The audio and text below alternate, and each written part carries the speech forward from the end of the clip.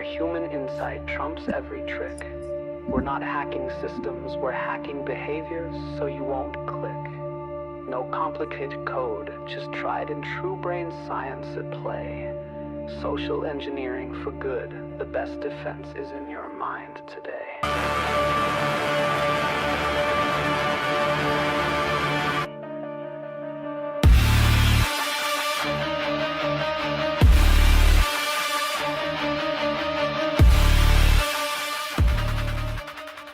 Hello and welcome to Phishing for Answers, where the carrot beats the stick and we flip the script on the bad guys, turning humans from easy targets into the strongest line of defense. The views and opinions expressed on this podcast belong solely to the hosts and guests and don't necessarily reflect those of their employers or sponsors.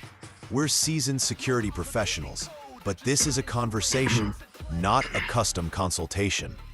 Need specific guidance? Reach out to Joshua Crumbaugh directly.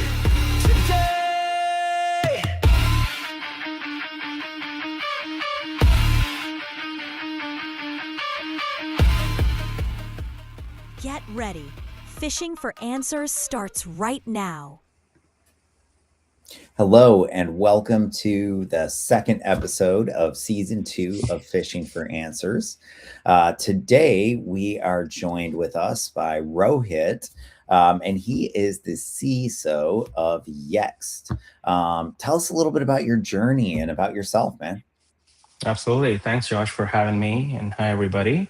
Yeah, thank you for being here. My journey began, let's say, 15 years ago. And all this began with a capstone project I had in my Bachelor's of Science that had to do with the manipulating of computer programs. I thought it was stupid back then. Why would anybody want to do that? Although here I am right now doing exactly that. But I think I was definitely deep into computers and programming and whatnot, but security wasn't. Or at least hacking part of security, let me just put it that way, because that's how I got in, was never a thing. At least I didn't think it was a thing. You can't really, manipulate or tamper with programs. And once I was done with my project, I found otherwise. And that, kind of gave me a sneak peek into what hackers and what bad things can happen, with a well-regarded programming structure and a computer system. So I figured, hey, this is fun. Let's actually go a little deeper and figure out what else I can do. Yeah. And then, one thing got to another. And then I figured, okay, maybe I should be on the bright side, not the dark side. And figured there are actually courses and, degrees that you could actually get in cybersecurity. So I applied for one and I got into cybersecurity degree, which focused on InfoSec back then and data security. And yeah, here I am after all these years, still kicking in with cyber. Never miss a day. Always keeps me on my toes. Love it every single moment. Awesome. And it definitely keeps you on your toes. That's actually a great segue. AI is just changing things so quickly. From the policy that we have to have in place to the training that we have to have for our people. And there's so much more than that. It's changing how we do our jobs on a day-to-day. It's changing the tool landscape very quickly. What stands out to you about all of that? It's a big thing that we have to address, or it's going to run us over, right? It absolutely will. I think we're seeing that now. It's just outpacing everything that we built and outpacing the things. I would say maybe the barriers of existence that we put in place. They don't no longer help us actually keep the bad things within the perimeter anymore. I mean, if you think about these waves of transformation, it happened before, and I think with AI, it's happening, but at the same time, it's happening at such a rapid pace. Yeah. It's transforming economies, not just and also giving aspects of weaponization to all the bad people out there. at a pace where it's we've never seen before. Let me just put it that way. Oh yeah, I saw something that said that there was an 800% increase in phishing attacks in 2025. I mean, that's ridiculous. Um, that I was just going to say, speaking of numbers, that's a good point. I've heard from one of the industry leaders just the other day about the malware creation that's happening right now. It's roughly about 250K malware binaries that are actually coming out on every single day using the AI technology, and wow. how it could penetrate into the networks. Just think of the destruction it can cause. Yeah. And yet the good guys are still dealing with AIs that say, I can't do that. That would be wrong.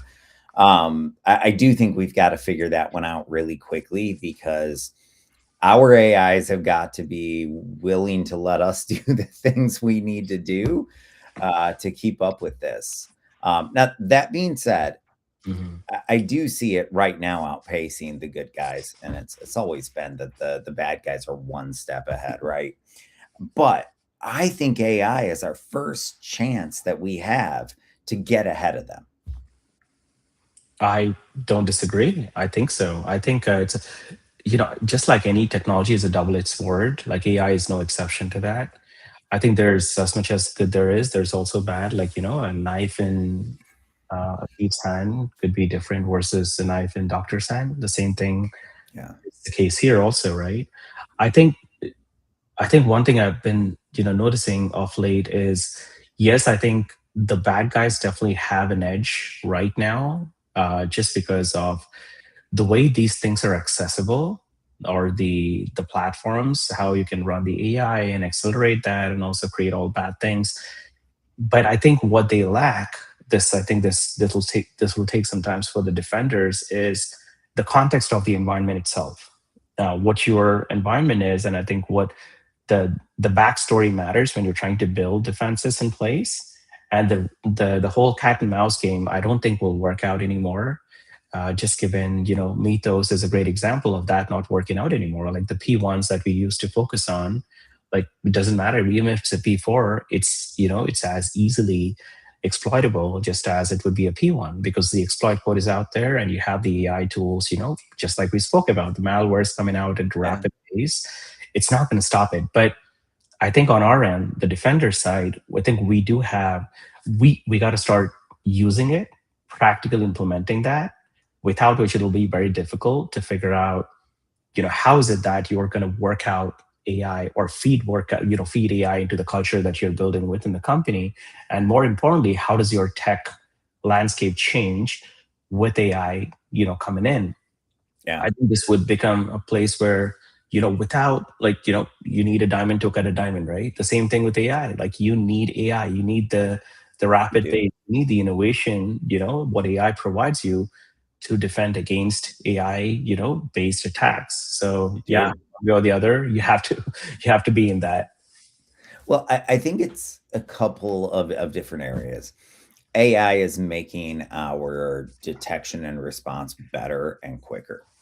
But the other thing that I see is that we used to have to make this decision. Do I want more false negatives or false positives? And now the answer is obviously, well, I want more false positives. And the reason is because I can plug AI into it and let it deal with the noise and help me find those, incidents that I need to look at. So I think that it also changes things a little bit there too, because it allows us to, have that higher volume of alerts without it being something that, makes it to where we can't find the needle in the haystack, if you will. Yeah, for sure. I think that's you bring up a very good point. I think the triage has been a pretty laborious process in the past, where how do we identify false positives and true positives so you can work on the ones that you really care about. I think we're also moving away from that and getting into this moving from vulnerability management, at least the way I think about this, into more of a reachability management. It doesn't matter if you have a P1 out there. or a P0 or a P4 for that matter. Uh, is it applicable to your environment? Is it something that's reachable directly from the outside world based on the parameters you built out? Even I think the whole thing kind of comes down to the attack surface you have open, your business your business assets exposed to the outside world, and what can that do when you have tools like AI, where the damage gets significantly much bigger than how it used to be. And I think getting down, you're still going to have to prioritize things. We're still dealing with remediation from a human standpoint. We aren't there yet from an AI standpoint. Maybe we'll get there soon, but you still have to prioritize what Yeah. matters to the business. I think that's where you got to come down to the priority stack of things, and which is where, does this matter? Is this applicable? Is this reachable? Then yes, then let's move forward. If not, let them let's keep aside. But at the same time, even for that analysis, like you spoke about, you need AI to help with that. You need to bring Yeah. additional factors, technical and business factors, build the context in, and then now try to figure out what the final output is, and then start working on them.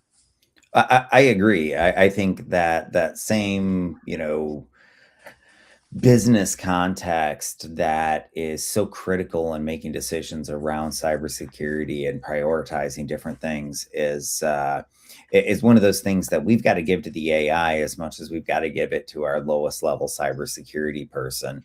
One thing that stood out to me, I guess, later in my career, because early in my career, I had done all of these application penetration tests, and we had a lot of informational or low findings around user and client enumeration. And a lot of these were SaaS startups. And I realized later on, when I had a SaaS startup, that being able to enumerate somebody's client list is actually very sensitive data. And that should have been mid-listed at least as a high in any of those reports. But it was that lack of context that had it in there as a low. So I think that that's another, part of the human element, is making sure that we're communicating from top to bottom. I will point this out. That's a good point you bring up, Josh. I think the whole aspect of data, the sensitive data, has always been a first class citizen, no doubt. But I think the DLP aspect of data, the categorization, classification, enforcement, I think that is still not effective in most of the firms out there. It's Unless you're in an extremely heavily regulated space and you just have to do it. That's table stakes, maybe. But for most of the SaaS first companies and cloud first companies, you don't really have that as the fundamental measure. Yeah. That is becoming such a big problem with AI now, because the data, lack of data transformation is the underbelly of having an effective AI strategy implemented. Without that, it's very difficult for you to kind of see what kind of damage can that cause. It doesn't just have to be sensitive data exfil. It could be as simple as somebody trying to access some data that they're not supposed to, and now that amplification can happen. You do bad, that amplification happens. You do good, the same amplification happens.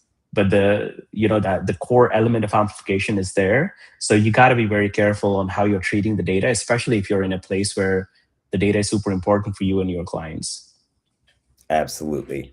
So pivoting a little bit, I see a lot of my peers who look at the human element as the weakest link.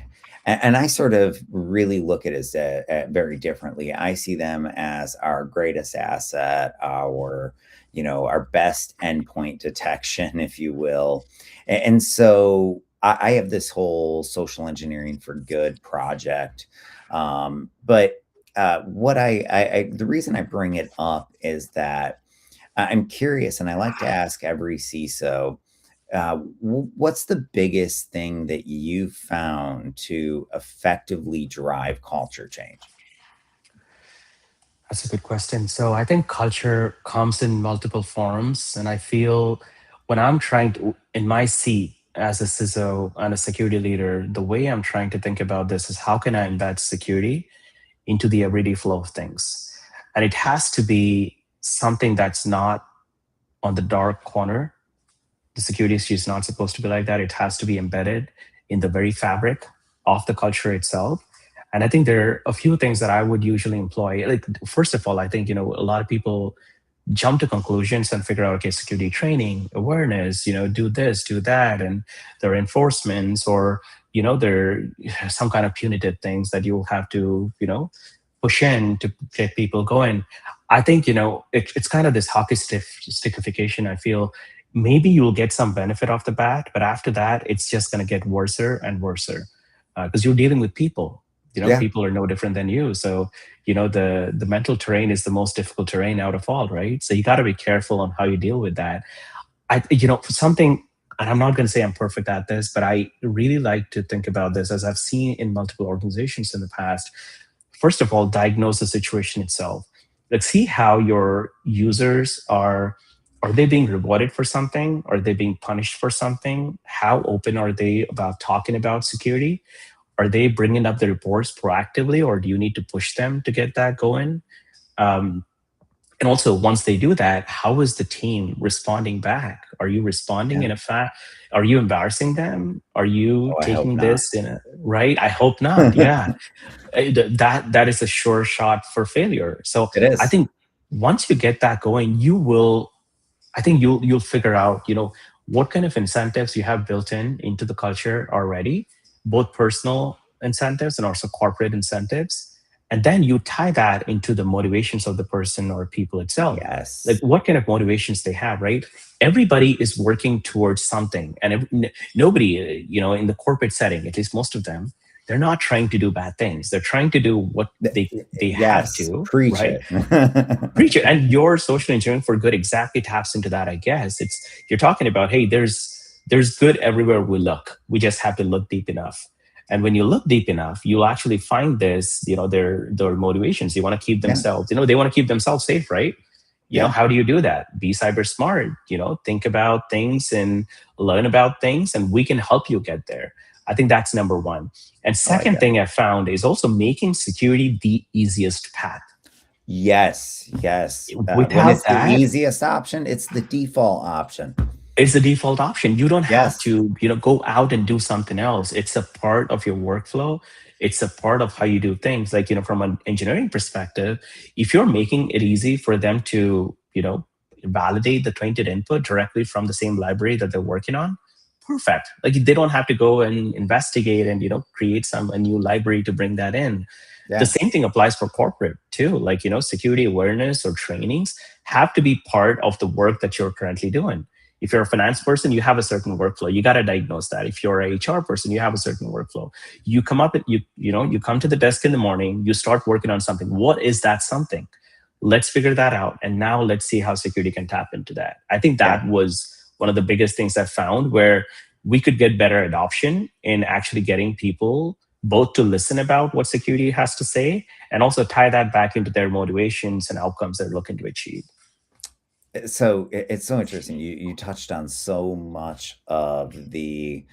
There's actually a behavioral science framework for behavior change. It was developed out of Stanford University's behavioral science laboratory by a guy named B.J. Fogg, and it's B equals MAP. So B is behavior. That's whatever behavior you're looking to achieve. And it says, in order to achieve that, you need motivation plus ability plus prompting.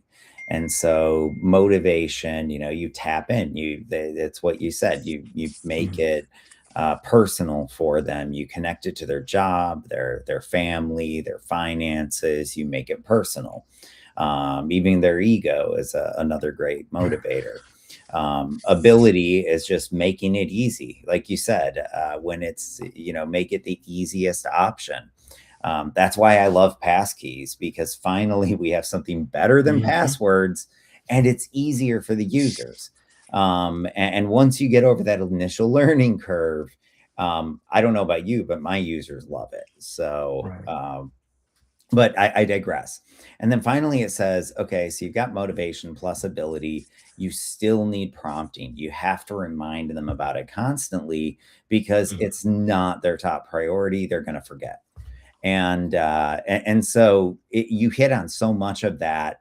and I just had to bring it up. Have you ever heard of B equals Like map that. before? Or I did. I did. I did. I did. I didn't Awesome. know the detail around it. Thank you for explaining that. But I did hear about that acronym before. Awesome. I mean, it's so applicable. To me, it's one of those things that, well, it's baked into social media. It's why it's Mhm. addictive. Right. It's actually a big thing that's used heavily in Silicon Valley. But no, Mm. I guess part of the reason that they bring it up is because I really think that it's one of those things we got to incorporate in cybersecurity. I feel like every Oh bit yeah. of the awareness training, maybe not every bit, that's an extreme statement.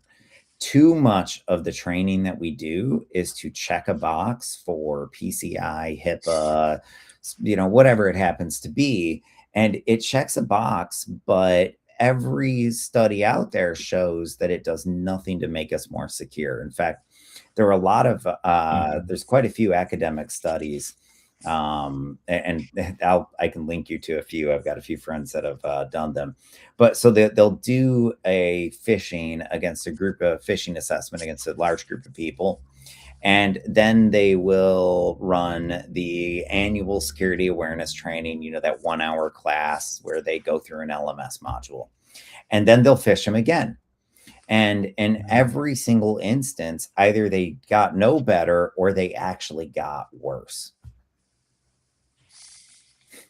It's funny you said that. We used to have this back at one of the places I used to work for. It's not so much of security awareness, but we used to have the secure coding training session, which was half a day, and we used Oh, to wow. put people through that torture for half a day.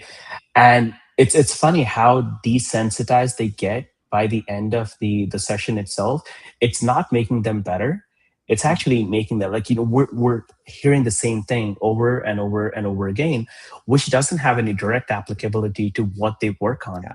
Like if that connection is lost, then technically it's no different than, information trove out there without any linkage to Yeah. how you need to bring that in and, put that into your respective workflows. It's a clear failure, no doubt. Yeah. Well, I think we got to just fundamentally change how we approach it in general. I mean, we've got to approach it Yeah. to the user and how we drive that change. There's this thing called the forgetting curve, and basically it says that if we get our training out to an hour, that within 48 hours of that training being completed, we will have, or our users will have forgotten 98% of what they learned. And so I think, yeah, it checks a box, but it still is the reason that our our number one phrase in this industry, can you guess it? Number one phrase. Let's see, the weakest link thing. I mean, I would go with "you can't patch stupid." That's the one I hear all the time. That's funny. That's a nice one. So I got to ask you, and I think I know what answer you're going to go with, but if you had to pick one and only one, would you go with carrot or would you go with stick? Oh, absolutely, carrot, no doubt. And also, I'll point out one thing. I've only had Carrot. one guest to go with stick, but Just yes, I know. I was gonna kind of, also like stick is. I feel like there are aspects where you get close to stick, especially when you have a time pressure or things that you just have to put this out of the door as soon as possible. You may have to do certain things that are outside of the carrot, but I've used deterrent instead of stick or enforcement. Deterrents are a better way, and this kind of taps back into everything we just spoke about, the motivations. What does corporate motivation look like, right? If you're Yeah. trying to, rather than labeling something as security awareness, label it as maybe you're building great products, security should be a part of that. So I think that would become kind of this natural deterrent where you're pushing the message but not hard, and Yeah. people kind of get it. Yeah. No, I completely agree. I sort of see it now. I have an advertising and marketing degree. That was what I went to school for. So maybe it's coming out, but I really see our job is to be advertisers or marketers within the company for cybersecurity. What do advertisers do? They get you to pay attention to stuff you don't want to pay attention to until you like it and you want it. That's really what we need to do with cybersecurity. So I see a lot of overlap there, and so I think some of those tactics that they use should be applied over here. And I don't know, Mhm. just my 2 cents. I think you're right. Everything we do, like even outside of user safety, we're also talking about product safety. We're talking about trust, customer trust and compliance and risk management. You name it. Like everything within cybersecurity comes with, where you need to have sufficient amount of influence built in, but also Yeah, you got to have the storytelling and the narratives built out. So you're kind of taking this more not as dry metric, but more as free flowing information that talks, like kind of hits at the fact where you're trying to do what's best for the company and trying to enable them move forward. But how do you bring that into a story?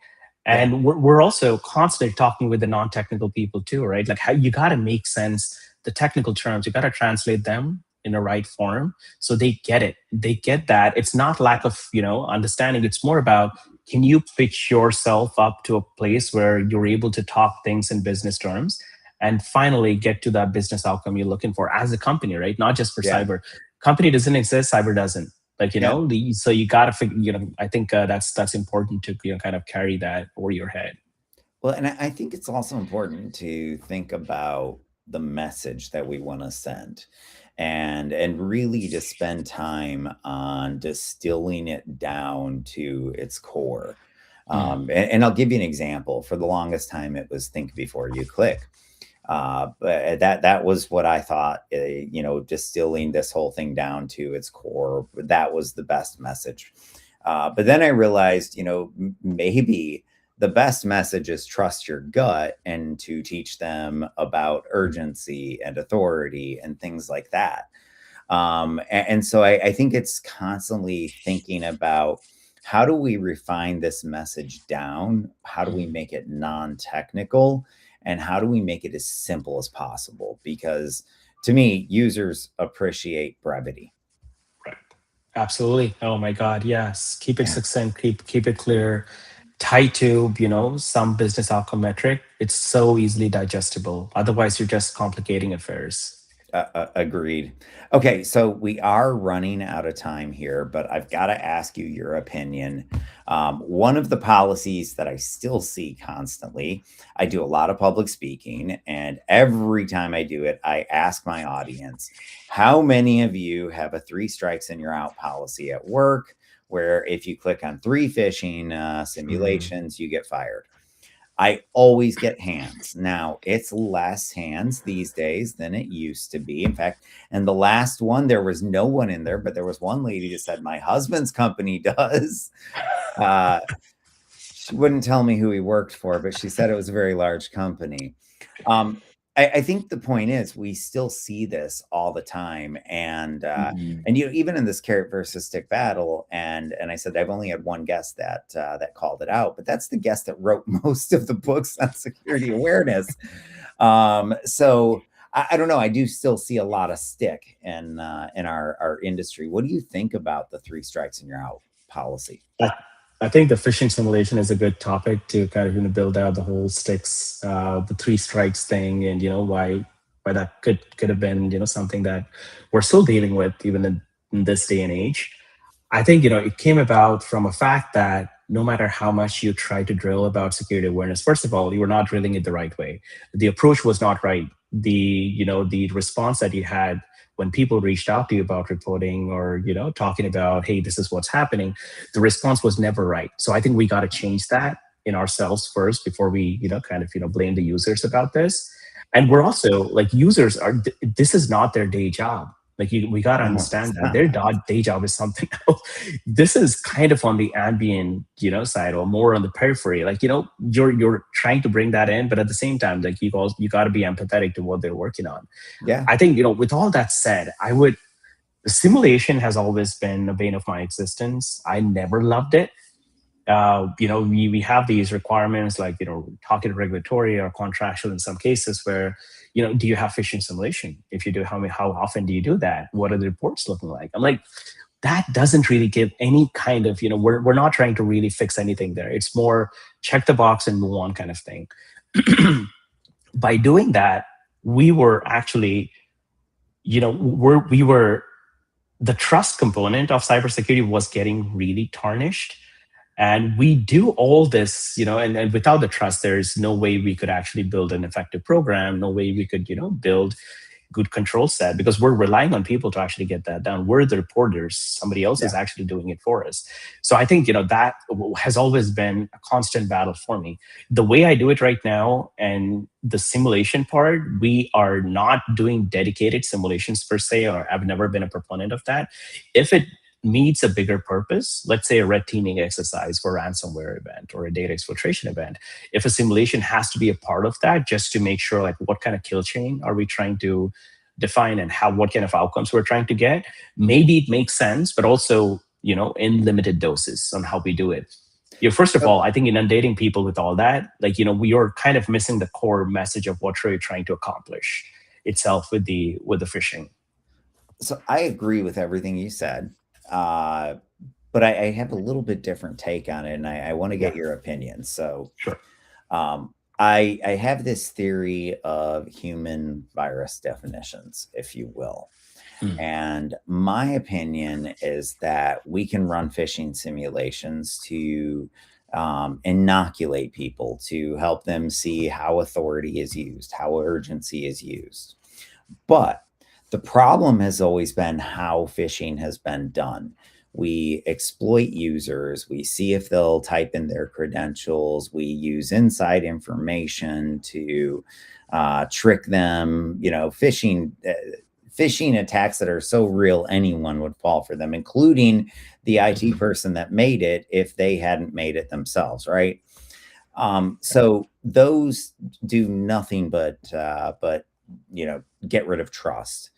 So I took a different approach where I tell the users I'm going to phish them. I tell them, I make it a game. If they click, they instantly know they click. They get instant feedback back to their inbox. We start off really easy and we increase the difficulty over time, making it to where we can actually build those immunities. One of the things that stood out to me was that for actually the last 3 years in a row, my number one chronic clicker, I've got close to or over 2 million users on the platform. But for the last 3 years in a row, 11 clicks is the record for the year. That's the user who clicked on the most phishing simulations. Now, has not been the same user. And what I found really interesting was that these users that needed 11 clicks to learn how to not stop clicking, they were one of my more secure users in those follow-up years after that happened. So I believe that we can build immunities, but it has to be done right, and it has to be done in a healthy manner. Otherwise, like you said, all we're doing is abusing trust with our users. I don't disagree with that. I think there are multiple ways to approach this, and what you're doing, it's very interesting. One thing I'm also looking for, and this kind of goes back to the operational resilience we're trying to build. Like, what does the security team do? What's our job? Like, to build that resiliency into the fabric and build the right control set, right? So that the soft center is being protected. I think, relying too much on the users is also not the right thing. Like, you got to figure out like the technical controls, like even if they fall, the worst case scenario, like, are you still resilient enough? That's something we've been focused on a whole lot more, because it's all about prioritization. Do we need to do like more user training or user hand-holding, or do we focus on something else? For us, it's like, it's clear that let's focus on something else, because that's going to be a long-term value. At the same time, we're building this safety net, so to speak. If they fall, that's fine. But we'll still train them. Incremental value happens.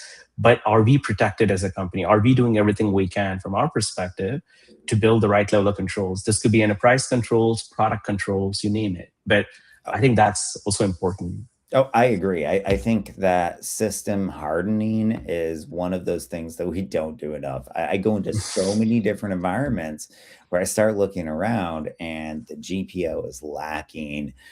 We don't have any centralized sort of hardening systems or configuration management. We don't have images that we're, or baselines that our vulnerability scanners are testing against. To me, all of those things are just as critical or more critical than the human, because if we do our job right, the human can make the occasional mistake, and it's not the end of the day. Absolutely. Well said. So, well, hey, this has been a phenomenal episode. Thank you so much. Any sort of final tips before we end the show?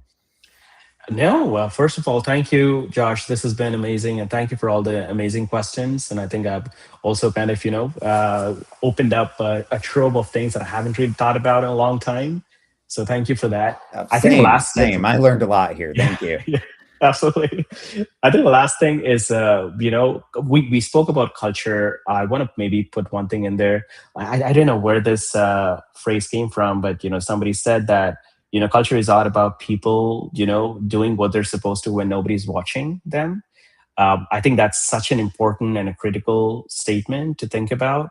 If you really want to have maybe good key performance indicators about how people are doing, I think you really got to diagnose the situation a little bit more and figure out what is it that is driving people forward and how does security come into that. And I think once you figure that out, it's very easy for you to see what adoption you're actually getting, and ultimately you're actually making your company a better place to work at. So that's one thing I wanted to call out. Yeah, no, I couldn't agree more. I think that's great advice. In fact, I'm probably going to have you back on the show, because I've got a lot more questions that I want to ask you, but we are out of time.